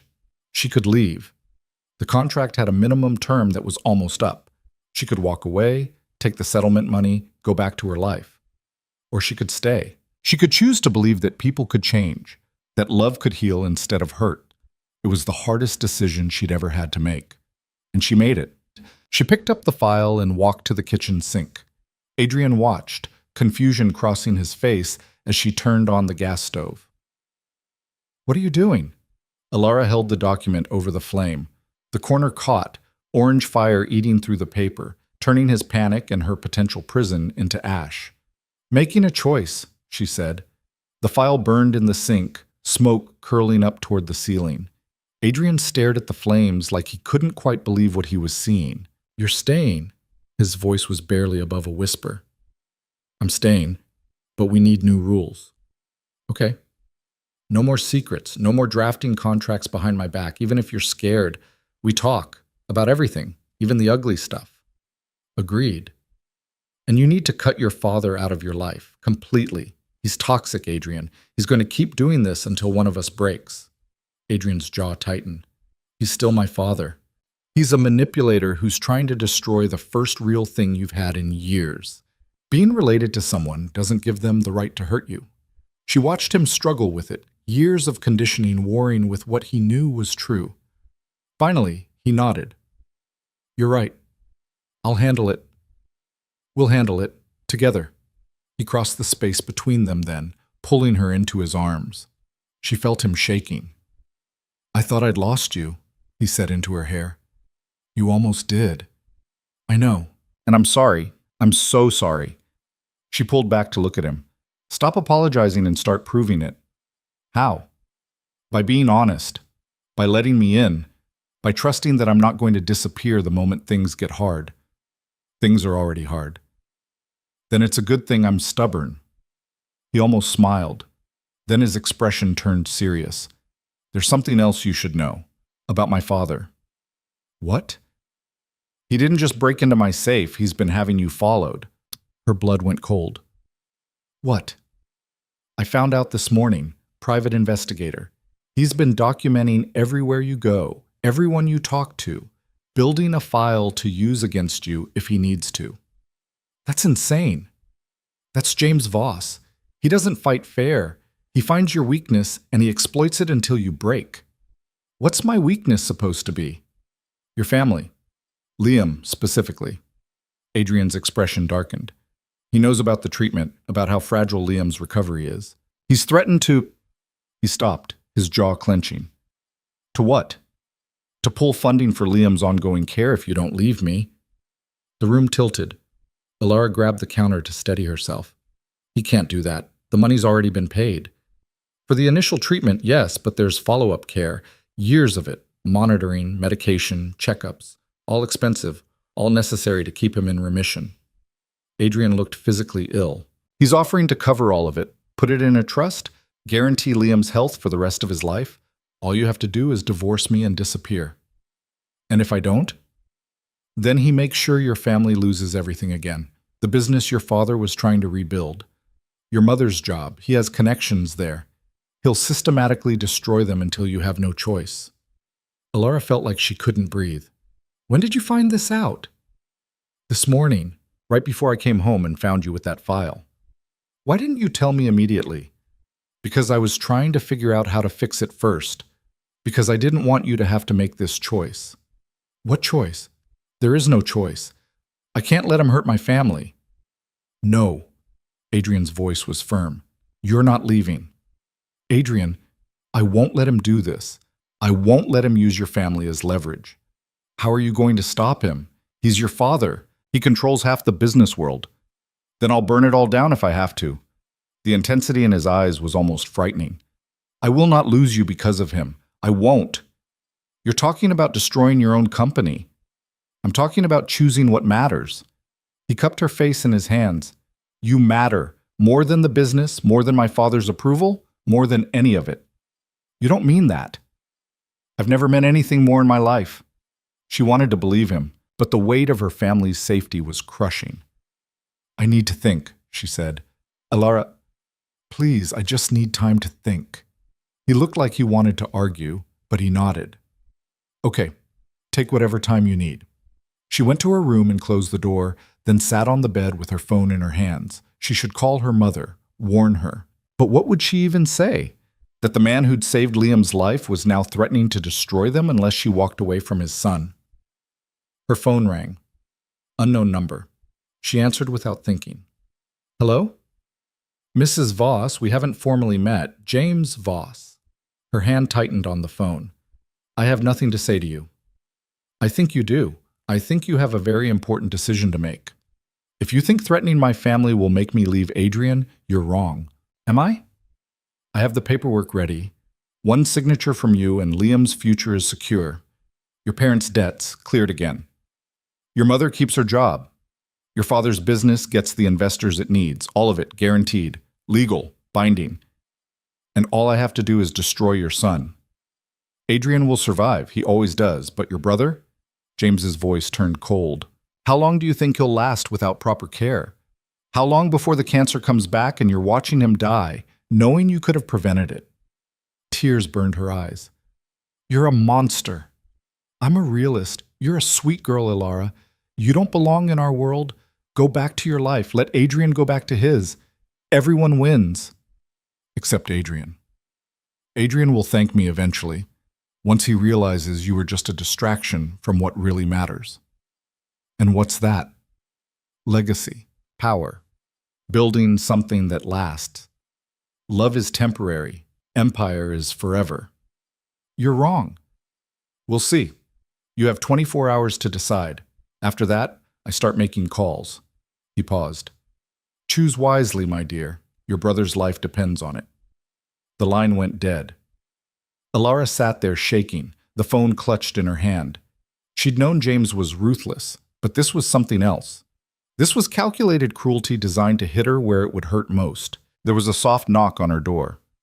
Can I come in? Adrian's voice. Yes.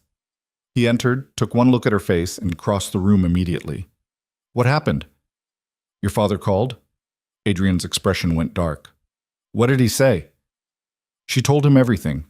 By the time she finished, Adrian looked ready to put his fist through a wall. He gave me 24 hours, she said quietly. You're not leaving. Adrian, it's Liam's life. And it's your life too. I won't let you sacrifice yourself again. You've already given up enough. But if something happens to him, it won't. Adrian pulled out his phone, dialing rapidly.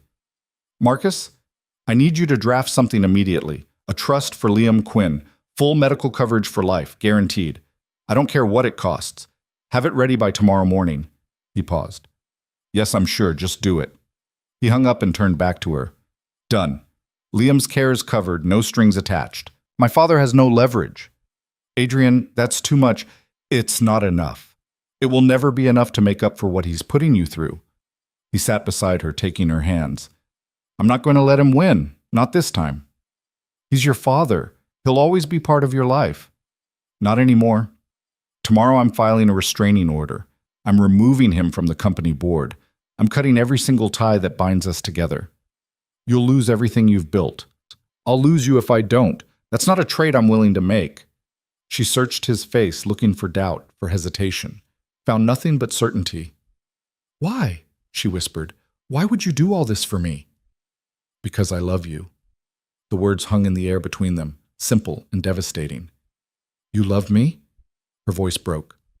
I think I've loved you since you bandaged my hand and told me decent people sacrifice for the people they care about. Maybe before that. I don't know. I just know that the thought of losing you is worse than anything my father could do to me. Tears spilled down her cheeks. You're an idiot. I know. You should be protecting yourself, not me. Can't do both. I choose you.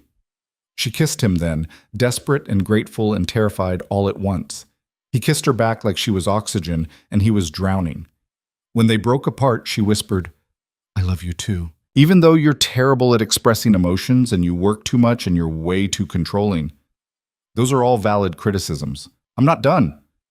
You're also brave and kind when you think no one's looking, and you remember things about me that I don't even remember telling you, and you buy me white roses for no reason. There's always a reason. What's the reason? Because you deserve beautiful things. Because I want you to know I'm thinking about you. Because I'm terrible with words, but I can at least buy flowers. She laughed through her tears. You're better with words than you think. Only with you. They stayed like that for a long time, holding each other, and Alara felt something settle in her chest. They were going to fight. They were going to face James together. And whatever happened, they'd handle it. But she'd underestimated just how far James was willing to go. The next morning, Adrian left early to meet with his lawyers. Alara was in the kitchen making coffee when her phone rang. Her mother, crying. Mom, what's wrong? It's Liam. He collapsed at school. We're at the hospital. They're running tests. Her voice broke. They think the cancer might be back. Everything stopped. The world narrowed to those words. The cancer might be back. I'm coming. I'll be there in 20 minutes. She grabbed her purse and ran for the elevator, called Adrian on the way down. Alara, is everything? It's Liam. Hospital. I have to go. I'm coming with you. You're meeting with the lawyers. They can wait. Tell me which hospital. She did. By the time her car arrived, Adrian was calling back. I'll meet you there. Drive safe. The hospital was exactly as she remembered it, sterile and terrifying and smelling like fear. Her mother was in the waiting room, her father beside her, looking 20 years older than he had a month ago. Where is he? Alara asked. They took him for scans. They won't tell us anything yet. Her mother grabbed her hands. What if it's back? What if the treatment didn't work? We don't know anything yet. Let's not panic until we have answers. But she was panicking. She was absolutely panicking. Adrian arrived 15 minutes later, still in his suit from the meeting he'd abandoned. He pulled Alara aside. Have they said anything? Not yet. They're running tests. What can I do? Nothing. Just stay. I'm not going anywhere. They waited. An hour. 2. The not knowing was worse than anything. Finally, a doctor emerged. Quinn family? They all stood. Liam's awake. The scans are clear. No signs of cancer recurrence. What we're seeing is a severe anxiety attack combined with exhaustion. He's been under significant stress and his body essentially shut down. Relief crashed through Alara so hard she almost fell. Adrian caught her. He's okay? Her mother asked, sobbing. He's okay. We're keeping him overnight for observation, but he should be fine to go home tomorrow. After the doctor left, Alara's mother turned to her. Stress? What stress? We've tried to keep everything normal for him. Alara and Adrian exchanged glances. Can we see him? Alara asked. Room 304. Liam looked small in the hospital bed, pale but awake. He smiled weakly when they walked in. Hey, sis. You scared the hell out of us. She sat beside him, taking his hand. Sorry, I didn't mean to. What happened? He looked uncomfortable. Nothing. Liam. I've been worried, okay? About the money, about you. What do you mean? I heard Mom and Dad talking about how much the treatment cost, about how we'd never be able to pay it back, and then some guy approached me at school last week. Ice flooded Alara's veins. What guy? He said he was a friend of yours, said he wanted to make sure I was doing okay. Asked a lot of questions about you and him. Liam gestured at Adrian. What did he look like? Adrian's voice was tight. Old, maybe 50, expensive suit. He gave me his card, said to call if I ever needed anything. Do you still have it? Liam pulled it from his wallet. Adrian looked at it and his jaw clenched. James Voss. Personal number. He's been getting to your brother, Adrian said quietly. Planting seeds. Making him worry. Why would he do that? Liam asked. Because he's trying to break us apart, Alara said. And he's using you to do it. Understanding dawned on Liam's face. I'm sorry, I didn't know. It's not your fault. She squeezed his hand. None of this is your fault. But as they left the hospital later, Alara felt something harden in her chest. James had crossed a line. He'd gone after a 13-year-old kid, her kid brother. That was unforgivable. I'm going to kill him, she said in the car. Adrian glanced at her. Get in line. I'm serious, he approached Liam. He stressed him out so badly he ended up in the hospital. I know, and he's going to pay for it. How? Adrian's smile was cold. I've been playing nice because he's my father, but that's done. If he wants a war, I'll give him a war. The next day, Adrian moved forward with everything. The restraining order, the removal from the board, the public statement announcing he was severing all business and personal ties with his father. The fallout was immediate and brutal. Half the board sided with James. Stock prices dropped. Business partners started asking questions. Adrian's phone rang constantly with people wanting explanations, wanting him to reconsider. He ignored all of it. Are you sure about this? Alara asked one night, watching him field yet another angry call. Absolutely. You're losing everything. I'm losing dead weight. There's a difference. But she could see the toll it was taking. The stress carved into his face, the exhaustion in his eyes. 2 weeks later, James fired his final shot. A press conference. Cameras everywhere. James standing at a podium looking every inch the wronged father. It's with deep sadness that I address my son's recent actions, he began. Adrian has always been troubled, emotional. After the death of his fiancée years ago, he never fully recovered. I'd hoped marriage would stabilize him, but I've recently learned the truth about his current relationship. Alara watched from Adrian's office, her stomach sinking. Adrian's marriage to Alara Quinn is a sham, a contract marriage designed to close a business deal. I have documents proving the arrangement, proving that this young woman was paid to marry my son. The whole thing is a fraud designed to deceive business partners and the public. He held up papers. The contract. Their contract. How did he get that? Alara whispered. Adrian's face was white. I don't know. I'm calling for a full investigation into Adrian's business practices, into his mental fitness to run Voss Industries, and I'm asking his so-called wife to do the right thing, tell the truth, stop enabling his delusions, set him free to get the help he needs. The press erupted with questions. Adrian's phone exploded with calls. Alara felt the world tilting. He's destroying you, she said. He's trying. Adrian, this is too much. Maybe we should... Don't, he turned to her. Don't even think about leaving. But he's right. The contract was real. We can't deny it. So what? It was real, and then it became something else. That's not fraud, that's life. The board won't see it that way. I don't care what the board thinks. You should. This is your company. It's just a company, Alara. You're my life. The words should have made her feel better. Instead, they made everything worse, because she could see what this was costing him. His reputation, his business, everything he'd built, all because of her. That night, she made a decision. She waited until Adrian fell asleep. Then she packed a bag, wrote a letter, left it on the kitchen counter beside her wedding ring, and she walked out.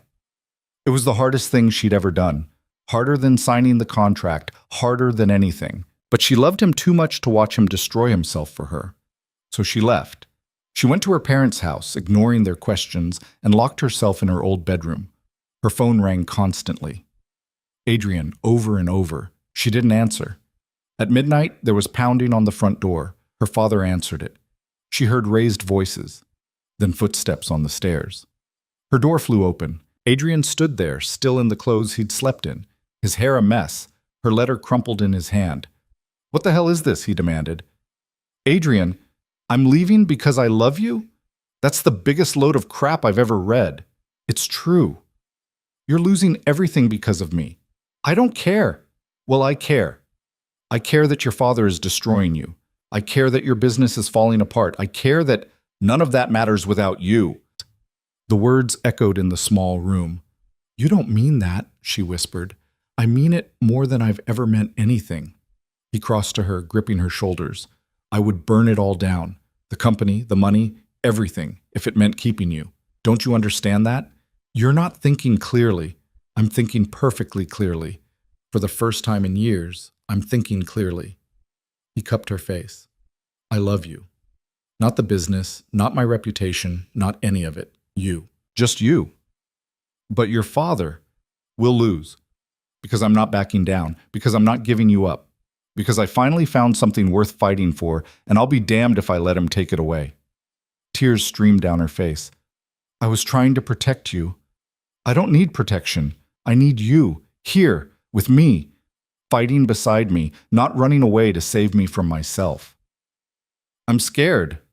"Me too, but we're scared together. That's the deal." She looked at this man who'd started as a stranger, become a contract, and somehow transformed into everything that mattered. "I left my ring," she said. He pulled it from his pocket. "I brought it with me." That was presumptuous. "I'm a presumptuous person." "You're an idiot. We've established that." He slid the ring back on her finger, and it felt different this time, not like a shackle, like a promise. "Take me home," she whispered. "Already there."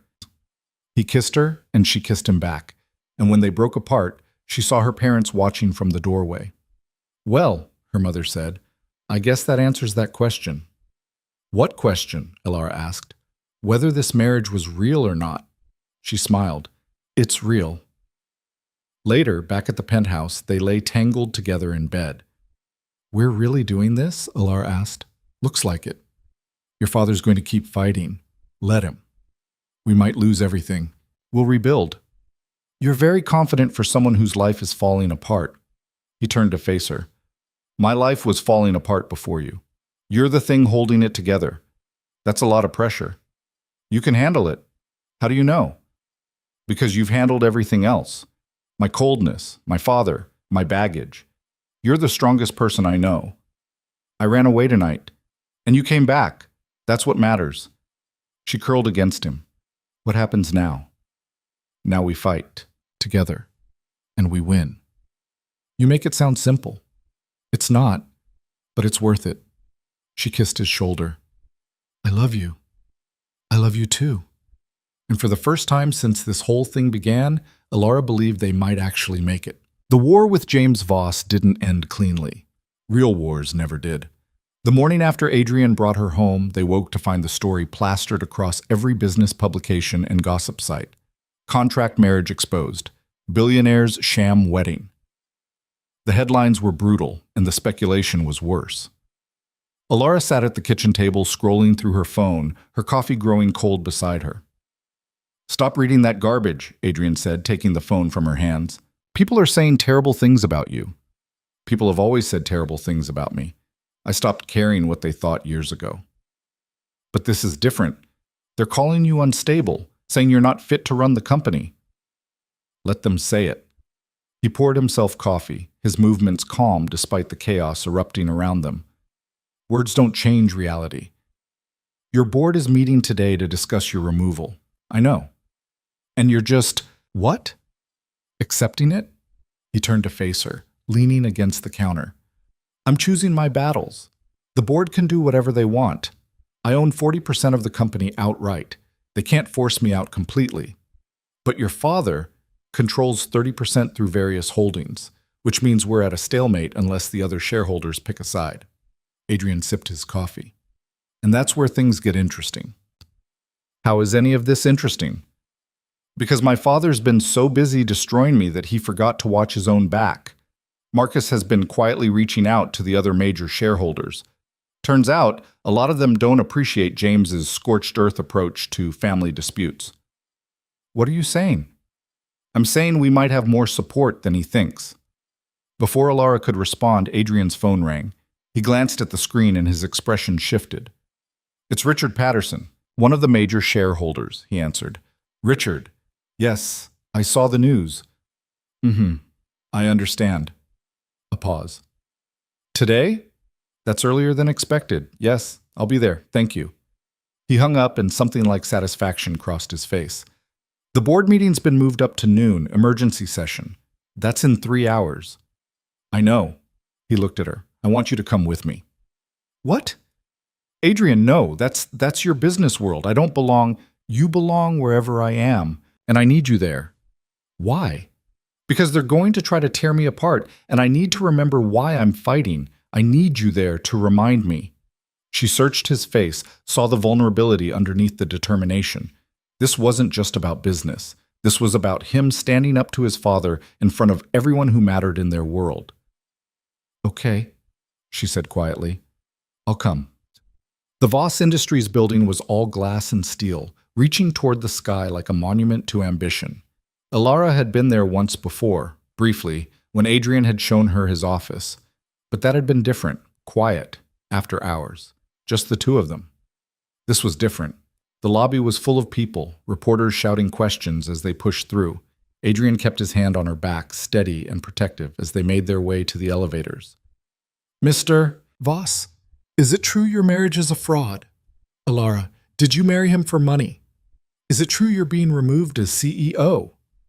Adrian ignored all of it. The elevator doors closed, cutting off the noise, and Alara could breathe again. You okay? He asked. No, but I'm here. That's all I need. The boardroom was on the 45th floor. Patricia was waiting outside, her expression grim. They're already inside. Your father arrived an hour ago with his lawyers. Of course he did. Adrian straightened his tie. How many board members are here? All of them. This is serious, Adrian. They have the votes to remove you. We'll see about that. He reached for the door handle, but Alara caught his arm. Adrian, wait. He turned. Whatever happens in there, I'm proud of you, for standing up to him, for choosing yourself instead of just doing what's expected. Something softened in his expression. He kissed her forehead. Thank you. Then he opened the door. The boardroom was exactly what she'd expected. Massive table, leather chairs, floor-to-ceiling windows with a view of the city. 12 board members sat around the table, their expressions ranging from sympathetic to hostile. And at the head of the table, looking perfectly comfortable in what should have been Adrian's chair, sat James Voss. Adrian, James said smoothly, and you brought your wife. How inappropriate. She stays, Adrian said, his voice leaving no room for argument. This is a private board meeting. She stays, or I leave. Your choice. Several board members shifted uncomfortably. Finally, Richard Patterson spoke. Let her stay. We have more important things to discuss than who's in the room. James's jaw tightened, but he nodded. Alara sat in a chair against the wall while Adrian took a seat at the table, notably not at the head, a small victory for his father. Let's get to it, James said. We're here to discuss my son's fitness to lead this company. Recent revelations about his personal life have raised serious questions about his judgment and stability. You mean the revelations you leaked to the press? Adrian said calmly. I did what was necessary to protect this company. By exposing private contracts? By sicking investigators on my wife? By approaching her 13-year-old brother? Adrian's voice was sharp. Tell me, Father, which part of that was protecting the company? Murmurs around the table. Several board members looked uncomfortable. Your marriage is a sham, James continued, ignoring the accusation. You paid this woman to marry you to close a business deal. That's fraud. It's not fraud. The marriage is legal. The merger went through on legitimate grounds. What happened in my personal life is exactly that, personal. Is it personal when it affects shareholder confidence? James leaned forward. Stock prices have dropped 15% since this news broke. We've lost 3 major accounts. Investors are asking questions. This isn't personal, Adrian. This is business. Stock prices will recover. They always do. And any investor who's seriously concerned about my marriage instead of our quarterly earnings isn't someone we want as a partner anyway. That's your professional opinion, that we should alienate investors? My professional opinion is that this company has posted record profits for 6 consecutive quarters under my leadership. My personal life has never interfered with my business acumen, and it won't start now. James smiled, cold and calculating. Even when your personal life involves falling for the woman you hired to play your wife? Even when you're making emotional decisions instead of strategic ones?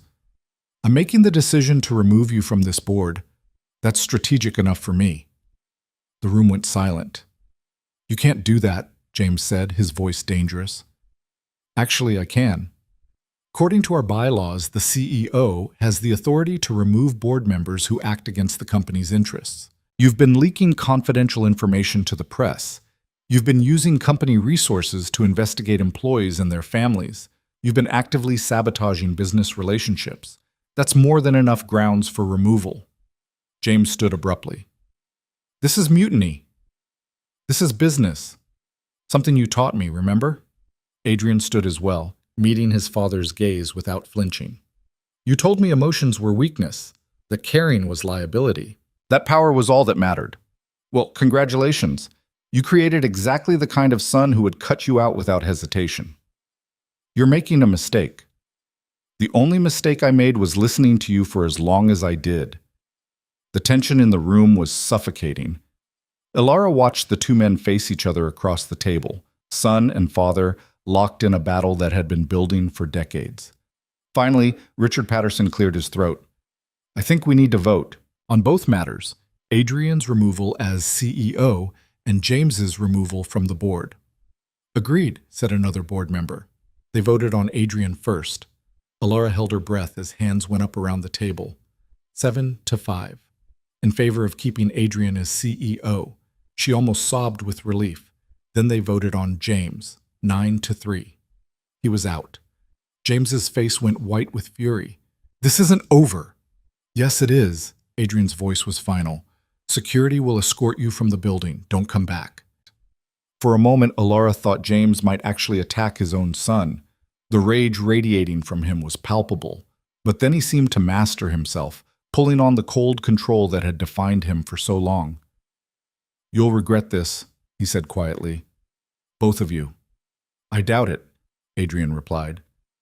James looked at Ilara then, and the hatred in his eyes made her skin crawl. I warned you, he said. I told you he'd destroy you. Just wait, you'll see. Then he walked out, and the room seemed to breathe again. The board members filed out one by one, some offering congratulations, others just looking relieved it was over. Richard was the last to leave. That took courage, he told Adrian. Your father's had this company by the throat for years. It's about time someone stood up to him. After he left, it was just Adrian and Ilara in the massive boardroom. We won, she said, still not quite believing it. We survived. Adrian ran a hand through his hair, exhaustion finally showing on his face. That's not quite the same thing. But you did it. You actually cut him out. I should have done it years ago. He crossed to where she sat, pulling her to her feet. Thank you for being here. I didn't do anything. You were here. That was everything. She wrapped her arms around him, feeling him shaking slightly. The adrenaline wearing off, reality setting in. What now? She asked. Now we go home. We figure out what comes next, together. But before they could leave, Adrian's phone buzzed. A text from Marcus. News is already spreading. Your father's given an interview. You need to see this. Adrian pulled up the video. James, looking composed and sympathetic, speaking to a reporter. I'm disappointed, of course. Adrian's always been volatile, but I'd hoped marriage would stabilize him. Instead, it seems to have pushed him over the edge. I genuinely worry for his mental health and for that poor girl he's trapped in this situation. Unbelievable, Ilara breathed. He's playing the concerned father card. Classic. Adrian shut off the video. He's going to keep doing this, attacking from the outside since he can't attack from within. So what do we do? Adrian was quiet for a moment. Then, we tell the truth, all of it. What do you mean? I mean we stop hiding. We stop letting him control the narrative. We give an interview, a real one. We tell them about the contract, about what happened after, about us, the whole story. Adrian, that's so public. Everyone will know everything. They already think they know everything. At least this way they'll know the truth. Are you sure? He cupped her face in his hands. I'm tired of living in the shadows. Tired of pretending. I want the world to know that yes, our marriage started as a contract, but it became something real, something worth fighting for. Is that okay with you? She thought about it, about her privacy, about her family seeing all of this, about the judgment they'd face. But then she thought about Adrian, about the courage it took for him to stand up to his father, about the fact that he was willing to risk everything for them. Okay, she said. Let's do it. The interview was set up for the following week, a major news magazine, primetime slot. Patricia worked with their PR team to prep them, but Adrian had been clear. No scripts, no carefully crafted answers. Just honesty. The night before the interview, Alara couldn't sleep. She lay in bed staring at the ceiling while Adrian read beside her. What if this makes everything worse? She asked. It might. That's not reassuring. He set down his book. You want me to lie and say it'll all be fine? Yes, actually. He smiled. Sorry, not my style. Then he grew serious. But I will say this. Whatever happens, we'll handle it. We've survived this long. We can survive whatever comes next. You sound very confident. I'm faking it. She laughed despite herself. At least you're honest. Always. With you, anyway. The interview took place in their penthouse. The reporter, a woman named Sarah Chen, arrived with a camera crew and kind eyes. Thank you for doing this, she said as they set up. I know it's not easy. Nothing about this has been easy, Adrian replied, but it's necessary. They sat on the couch, close enough to touch, but not quite touching. Professional, but intimate. The cameras started rolling. Let's start with the obvious question, Sarah began. Is it true your marriage began as a contractual arrangement? Adrian didn't hesitate. Yes. Can you explain the circumstances? I needed a wife to close a business deal. Alara needed money for her brother's medical treatment. We signed a contract that was meant to last 1 year, then end in quiet divorce. And now? Adrian glanced at Alara. She nodded slightly. Now I can't imagine my life without her. Sarah turned to Alara. Is that true? Do you feel the same way? Alara took a breath.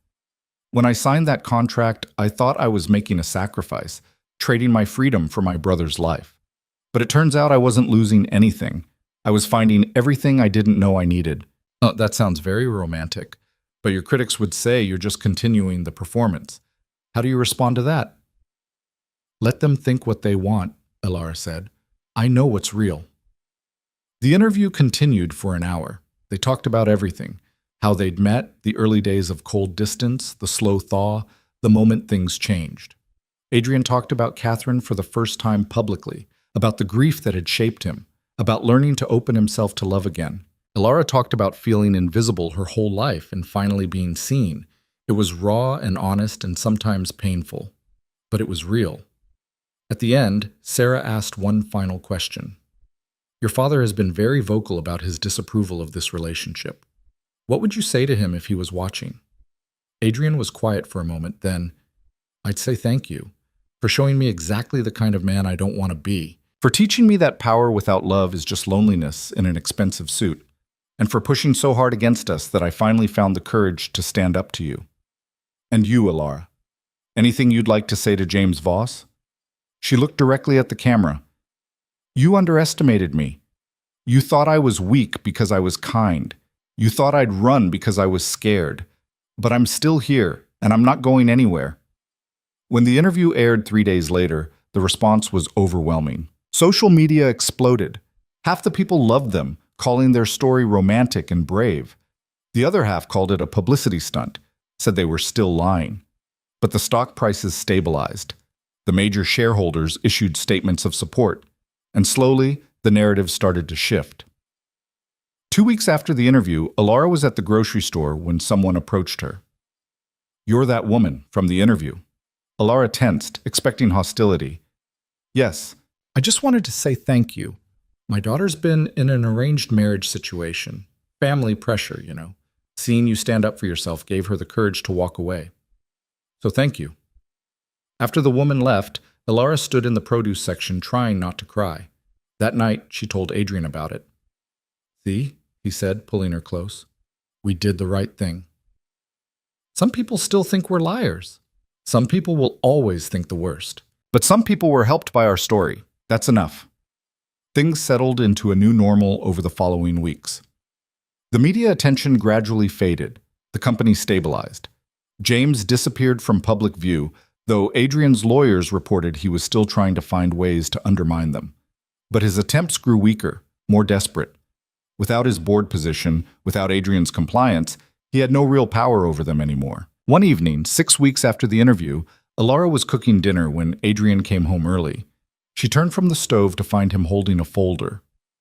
What's that? New contract. Her stomach dropped. Adrian, not that kind of contract. Just read it. She wiped her hands and took the folder. Inside was a single page. Simple, straightforward language. It was a dissolution of their original marriage contract. A legal document declaring the previous agreement null and void, with no penalties, no obligations. What is this? She whispered. Freedom, if you want it. Adrian's voice was carefully neutral. Our year is almost up. I wanted you to know that you can walk away. No strings attached. Everything I promised you, the money, the medical care for Liam, all of it, is yours regardless. No conditions. She looked up at him. You're giving me an out. I'm giving you a choice, a real one this time. And if I choose to stay, then we tear up this document and we do this for real. No contract, no timeline, just marriage. Actual marriage. Her hands trembled on the paper. You want to really marry me? We're already really married. I just want to make sure you're staying because you want to, not because you think you have to. She set the folder down and crossed to him, taking his face in her hands.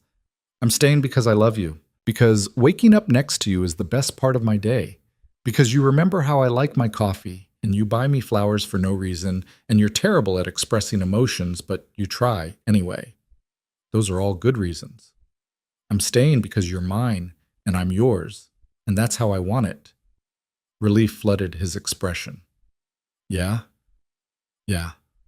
He kissed her then, deep and thorough, and when they broke apart, he rested his forehead against hers. I love you, he said. Not because you saved me or fixed me or any of that romantic nonsense. I love you because you're annoying and stubborn and you leave lights on everywhere and you refuse to give up on people even when they give you every reason to. That's possibly the worst declaration of love I've ever heard. Want me to try again? No, it's perfect. He picked her up, making her shriek with laughter, and carried her to their bedroom. The dinner burned on the stove, forgotten, as they finally crossed the last line they'd been afraid to cross. Afterward, tangled together in sheets, Alara traced patterns on his chest. We should probably do something about that contract, she said. Already handled. Adrian nodded toward the fireplace, where the folder sat in the flames, burning to ash. When did you do that? While you were getting ready for bed. Presumptuous. I prefer optimistic. She laughed and kissed his shoulder. What now? Now we live. We build something real. We stop surviving and start actually existing. That simple? That complicated, but we'll figure it out. 6 months later, they stood in a small chapel surrounded by family and friends. Liam, healthy and growing taller every day, stood as Adrian's best man. Alara's mother cried through the entire ceremony, and when the officiant asked if they took each other as husband and wife, they both said yes without hesitation. This time, when Adrian kissed her, it wasn't a transaction or a performance. It was a promise, a choice they were both making freely. The reception was small, intimate. No business associates, no social obligations, just people they actually cared about. Happy? Adrian asked, pulling her onto the dance floor. Deliriously. Good. That's the plan for the rest of our lives. Delirious happiness? That and white roses. Lots of white roses. She laughed against his chest. I love you. I love you too. They danced until the music faded, until the guests left, until it was just the two of them in the empty hall. Ready to go home? Adrian asked.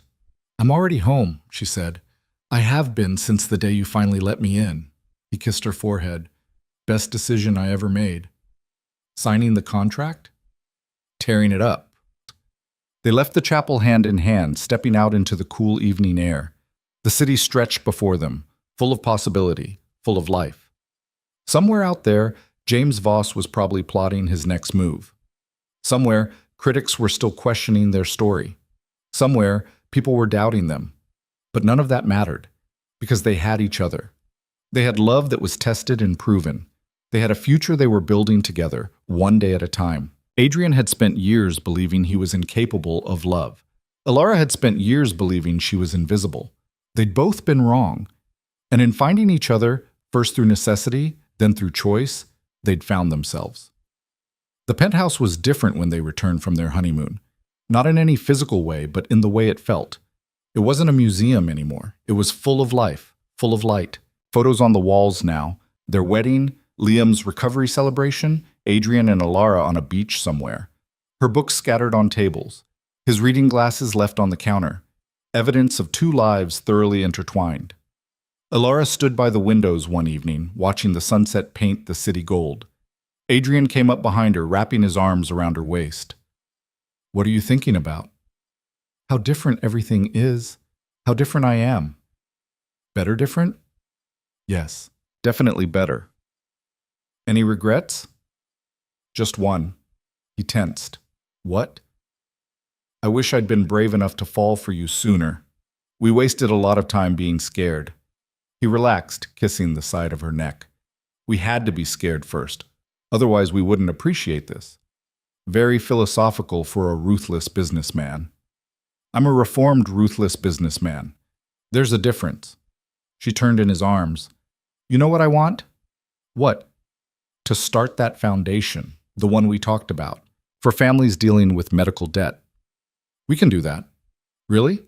"Really.